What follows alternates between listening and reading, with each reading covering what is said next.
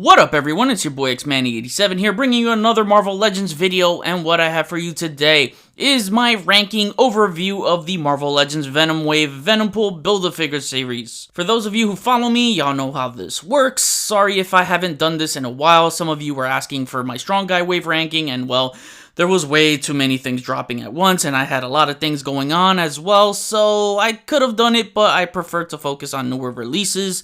So it's one of those things where, what would you rather me do? Talk about something I've already covered, or move on to the next new thing? I know most of you will say both, but hey, I'm just happy for those of you who enjoy my content. Much love. And as always, at any point that you enjoyed this video, please leave a thumbs up, like rating. It'll help show your support for my channel. I greatly appreciate that. Now, with that said, let's get it. Coming in at the bottom, we have Venom. While the look of this character is interestingly unique and cool, unfortunately, the outdated articulation on these teen female bucks just holds this back. She'll definitely look amazing on display, as that head sculpt with that crazy long tongue is the eye-catching highlight to this figure, but don't expect a lot of replay value. Coming in at number 6 is Morbius, and I gotta say, despite some gripes I mentioned with this figure in my review, I had an enjoyable time photographing him.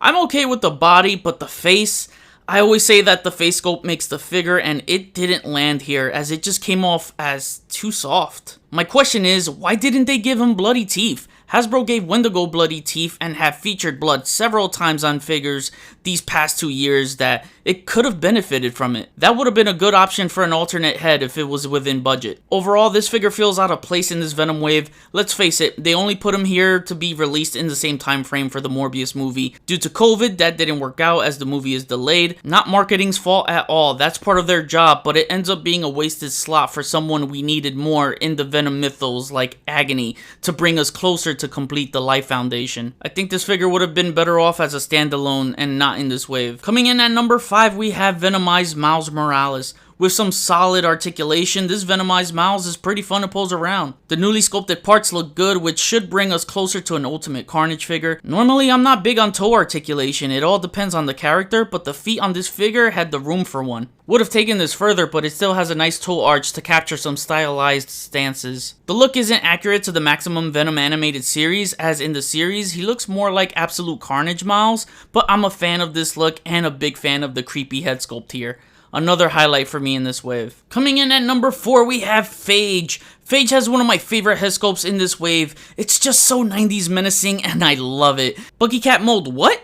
Doesn't matter when you have new parts that make you forget about it. The add-on blades for the back, arms, and legs really stand out nicely, which makes the black squiggly paint pop out beautifully on the gold plastic. I said I wanted to get a second one to display the dual blades for comic accuracy, and now I can finally show you guys how it looks, and it looks incredible. This is how it should have been included. This figure was already badass and is now even more badass. Coming in at number 3, we have Carnage. The sculpting for the inner muscle body system with ligaments and tendons, then going a step further to add those tiny black tendrils crawling all over it is masterpiece level. From comic to plastic, the transition seems almost flawless. The classic head is best displayed with this in my opinion, but the option for the Absolute Carnage head is a nice bonus. Just needed an extra accessory or two for a perfect score. This is now what it comes down to for who will take the number 1 spot.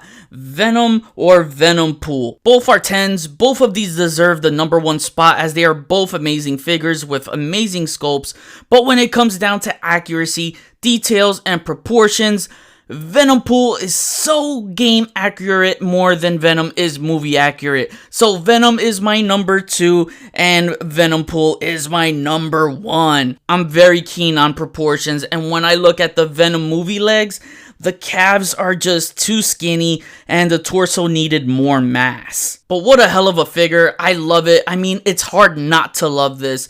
Besides the limited ball jointed neck, he's perfect in articulation everywhere else. Almost perfect. Would have loved drop down thighs and butterfly joints. But good accessories, the fun factor is endless. This figure sets the gold standard of what movie figures should be. This can arguably be the best movie Legends figure, definite top 3 or 5 for sure. This Venompool deserves the #1 spot. Yet another BAF that's #1 in the wave for me this year. Great year for BAFs as they dominated this year, and this is BAF of the year. His details just pop out to the point that your eyes keep traveling everywhere on this figure.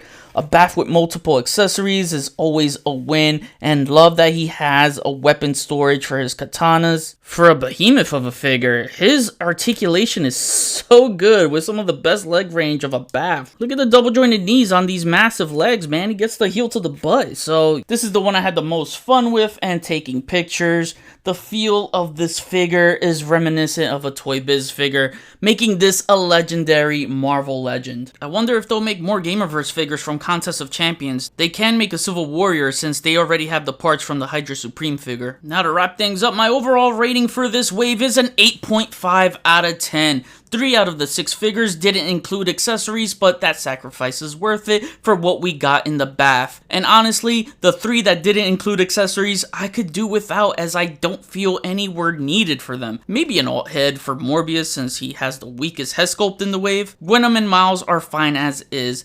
Phage is an excellent reuse with newly added parts and is needed for a team completion. Not only did Hasbro put everything into the BAF, but they also put everything into the Carnage and Venom figures, and that says a lot. Take it as a sign moving in a great direction because these sculpts were top tier. I think this might be my favorite wave of the year alongside the Strong Guy wave, probably tied with it because I really love that Strong Guy wave. Anyways, you only need 5 out of the 6 to build Venompool. He is absolutely worth it. Venom doesn't come with a BAF piece, but he is also absolutely worth it. At the end of the day, well worth my money as it's a super fun wave. I loved taking pictures of every figure and that's what matters most to me. It's awesome to see my Venomverse shelf taken over by symbiotes. So now I kick it back to you guys. What is your ranking of the wave? I'd love to see it, so list your rankings. Comment below, let me know, we'll chat about it. So that was my ranking and overview. Please follow me on Instagram if you haven't already. Link is in the description below. Get your Marvel Legends Venom Wave Venompool Build-A-Figure series at Big Bad Toy Store. Link is in the description below. Hit the notification bell so you always know when my latest videos are up. Share and subscribe if you're new. See you on the next video. Peace, peace.